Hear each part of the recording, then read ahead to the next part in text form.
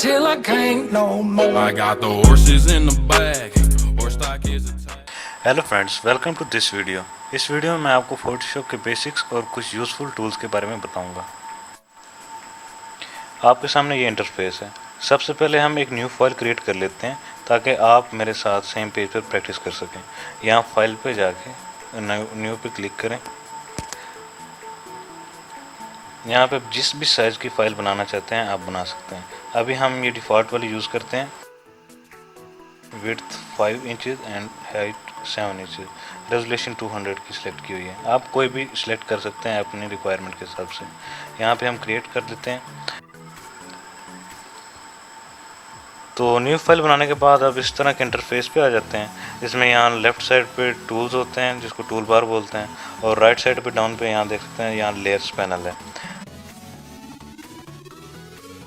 और अगर आप इसको अरेंज करना चाहें अपने हिसाब से, जैसे लेयर्स पैनल को मैं उठा के यहाँ कर देता हूँ, टूल बार को उठा के यहाँ कर देता हूँ।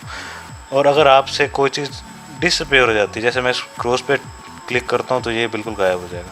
अगर आपसे इस तरह गलती से कोई चीज़ चली जाती है तो आप इसको वापस ला सकते हैं। यहाँ विंडोज़ बटन पे टच करें, यहाँ वर्क स्पेस में जाएँ और रिसेंट एसेंशियल्स पे क्लिक करें तो आपका बिल्कुल पहले जैसा सेम वापस हो जाएगा। तो आपने अगर कोई भी पिक्चर ऐड करनी है तो इसके दो मेथड्स हैं। पहला, यहाँ फाइल्स में जाकर ये ओपन पर क्लिक करें और जो भी फाइल है उसके ऊपर उसको आप डबल क्लिक करके ऐड कर लें।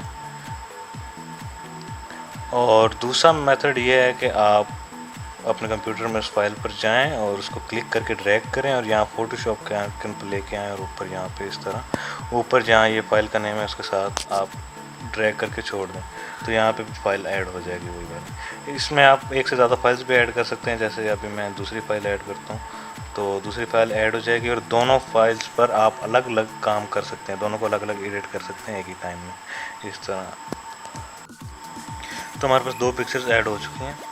तो हम सबसे पहले एक न्यू लेयर बना लेते हैं। न्यू लेयर बनाने के लिए यहाँ ये न्यू लेयर का बटन है, इस पर क्लिक करेंगे तो न्यू लेयर बन जाएगी। और हमारे पास ये टूल्स हैं, इन टूल्स में हमारे पास ये आप देख सकते हैं ये ब्रश टूल है, इस पर हम क्लिक करते हैं तो हम यहाँ इसका साइज़ भी चेंज कर सकते हैं। इसका साइज़ हम अभी के लिए 50 रख लेते हैं। और इसका कलर चेंज करने के लिए ये हमारे पास यहाँ ये जो ब्लैक और बैकग्राउंड कलर वाइट सेलेक्ट किया हुआ है, हम फोरग्राउंड कलर अभी चेंज करके हम यहाँ पे रेड कर लेते हैं। और साइड्स को मज़ीद इंक्रीज़ करने के लिए यहाँ पे जाके हम अपने हिसाब से थोड़ा सा इंक्रीज़ कर लेते हैं। अभी जो हमने न्यू लेयर बनाई थी इस पर हम कुछ भी, अब मैं इस पर कुछ ड्रा करता हूँ तो ये न्यू लेयर पे काम हो रहा है, जैसे कि आप यहाँ देख सकते हैं। अब मैं ये इरेजर लेके इरेज करूँगा तो ये इरेज होगा, बैकग्राउंड इरेज नहीं होगा, सिर्फ जो सिलेक्टेड लेयर है वो इरेज होगी। अगर मैं इस लेयर को डिसअपीयर करना चाहता हूँ तो इस आइकन पे क्लिक करूँगा तो ये लेयर कम्प्लीटली डिसअपीयर हो जाएगी। तो इसी तरह अब अगर आपने न्यू लेयर बनानी है तो एक शॉर्टकट है इसके लिए, Ctrl+Shift+N। अगर ये बनाऊँगा तो एक और न्यू लेयर बन जाएगी।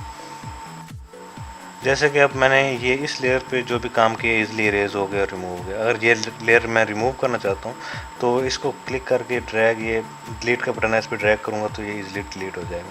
अगर मैं न्यू लेयर नहीं बनाता और इसी लेयर पे काम करता हूँ, अब मैं यहाँ से ब्रश टूल लूँगा, साइज़ थोड़ा और इंक्रीज़ कर देता हूँ और यहाँ पर मैं कुछ भी ड्रा कर देता हूँ। तो अगर मैं अब इस इरेजर टूल से रिमूव करूँगा तो बैकग्राउंड भी साथ में रिमूव हो जाएगा। तो अगर जैसे कि अब ये मेरे से गलती से हो गया, अगर मैं इसको अनडू करना चाहता हूँ तो एडिट में जाके ये अनडू इरेजर करूँगा तो ये रिमूव हो जाएगा। अगर एक और स्टेप बैकवर्ड अनडू करना चाहता हूँ तो एडिट में जाके ये अनडू कर सकता हूँ मैं, और रीडू भी कर सकता हूँ मैं एडिट में जाके रीडू। और इसका शॉर्टकट की है कि Ctrl+Z दबाऊँगा तो ये अनडू हो जाएगा। अगर मैं दोबारा करता जाऊँगा तो फर्दर अनडू होता जाएगा। अभी हम एक और न्यू लेयर बना लेते हैं और यहाँ से ये सिलेक्शन टूल, इसको बोलते हैं सिलेक्शन टूल, ये हम ले लेते हैं और एक ये रेक्टेंगल बना लेते हैं। इसमें अगर मैं कोई भी कलर फिल करना चाहता हूँ तो राइट क्लिक करूँगा, फिल पे क्लिक करूँगा, यहाँ से इस पे क्लिक करके कलर पे क्लिक करूँगा और जिस भी कलर को मैं इस रेक्टेंगल को फिल करना चाहता हूँ कलर सेलेक्ट करके ओके कर दूँगा, यहाँ से कर दूँगा। अब सेम उस कलर का रेक्टेंगल बन गया। अब देखें इस लेयर में ये रेक्टेंगल है। अब मैं इसको डुप्लिकेट करना चाहता हूँ रेक्टेंगल वाले लेयर को। अगर मैं इस रेक्टेंगल वाली लेयर को डुप्लीकेट करना चाहता हूँ तो इसको क्लिक करके न्यू लेयर वाले बटन पे ड्रैग करूँगा तो ये एक न्यू लेयर बन जाएगी। अभी देखें एक दूसरे के ऊपर दोनों लेयर्स पड़ी हैं तो इसलिए हमें पता नहीं चल रहा। अब ये मूव टूल है, अगर मैं इसको यूज़ करके क्लिक करके ड्रैग करता हूँ तो ये ऊपर वाली लेयर अब मूव हो रही है। अब ऊपर वाली लेयर मूव हो रही है, अगर मैं नीचे वाली लेयर को सिलेक्ट करके मूव करूँगा तो नीचे वाली लेयर मूव होगी।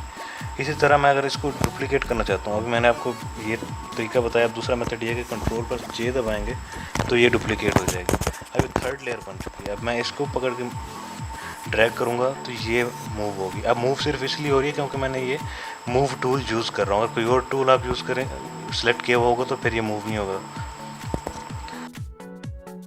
अगर मैं टॉप वाली लेयर डिलीट करना चाहता हूँ तो इसके लिए एक शॉर्टकट भी है। अपने कीबोर्ड पे आप डिलीट का बटन दबाएंगे तो ये रेक्टेंगल डिलीट हो जाएगा, जैसे कि ये हो गया। अब जैसे कि ये फर्स्ट वाला अगर मैं आई दबाता हूँ तो ये डिसअपेयर हो गया और दोबारा आई दबाई तो अपेयर हो गया। यहाँ ओपेसिटी का ऑप्शन देख रहे होंगे आप लेयर्स के ऊपर।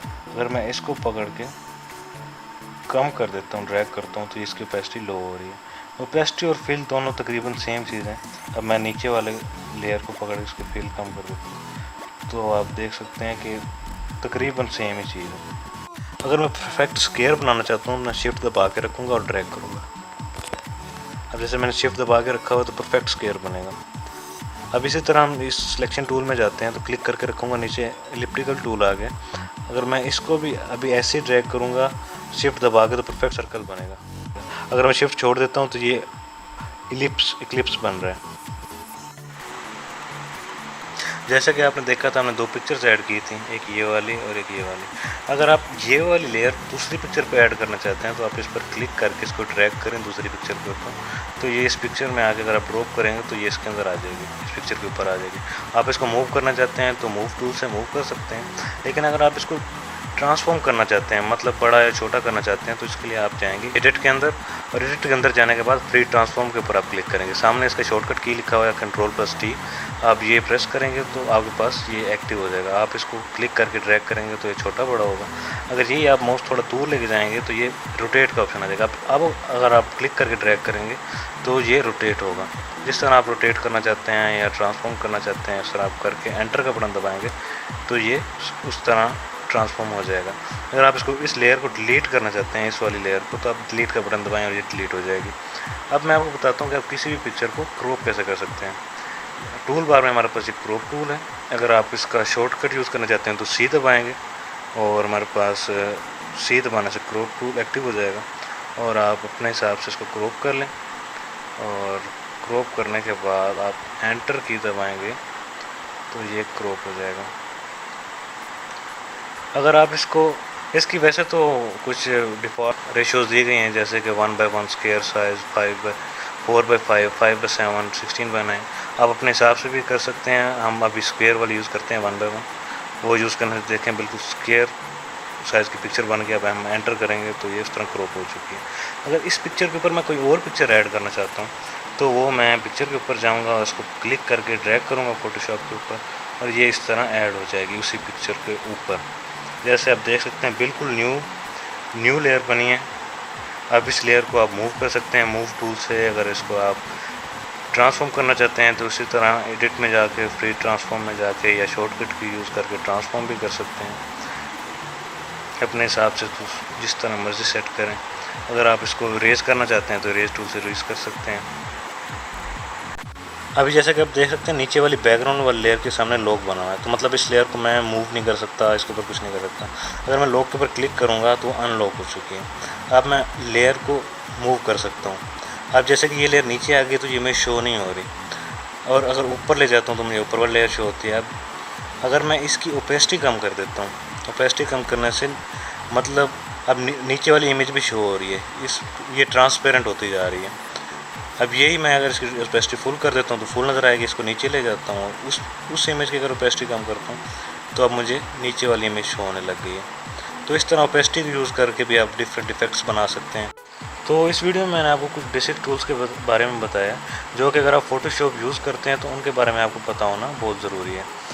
तो अगर आपको वीडियो पसंद आई है तो आप कमेंट में ज़रूर बताएं, इसका नेक्स्ट पार्ट मैं बनाऊंगा और उसमें कुछ एडवांस टूल्स के बारे में और कुछ ऐसी टेक्निक्स के बारे में बताऊंगा, जैसे कि बैकग्राउंड कैसे रिमूव करते हैं या पिक्चर में से कोई भी चीज़ कैसे रिमूव कर सकते हैं जो कि एक्स्ट्रा है, और नए फ़िल्टर्स बनाना सिखाऊँगा, और जो भी आप कमेंट में डिमांड करेंगे उसके बारे में वीडियो बनाऊँगा मैं। अगर आप इनको और डिटेल में जानना चाहते हैं तो आप मुझे कमेंट सेक्शन में ज़रूर बताएं, मैं अगला पार्ट भी ज़रूर बनाऊंगा।